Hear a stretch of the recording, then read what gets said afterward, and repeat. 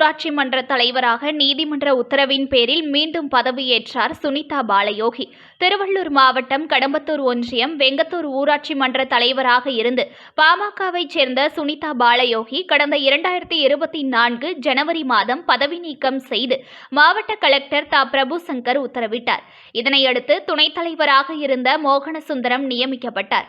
இந்நிலையில் இதுகுறித்து சென்னை உயர்நீதிமன்றத்தில் வழக்கு தொடர்ந்திருந்த நிலையில் கடந்த ஜனவரி மாதம் சுனிதா பாலயோகியை தகுதி நீக்கம் செய்தது செல்லாது என்று தற்போது தீர்ப்பு வெளியான நிலையில் அதன் நகலை திருவள்ளூர் மாவட்ட ஆட்சியர் பிரபுசங்கரிடம் நேற்று வழங்கி பதவியேற்க அனுமதி அளிக்க வேண்டும் என கோரிக்கை விடுத்தனர். இதனையடுத்து வெங்கத்தூர் ஊராட்சி மன்ற தலைவராக சுனிதா பாலயோகியை கலெக்டர் தா. பிரபுசங்கர் உத்தரவின் பேரில் ஊராட்சி மன்ற அலுவலகத்தில் கடம்பத்தூர் வட்டார வளர்ச்சி அலுவலர் மணிசேகர் முன்னிலையில் பதவியேற்றுக் கொண்டார்.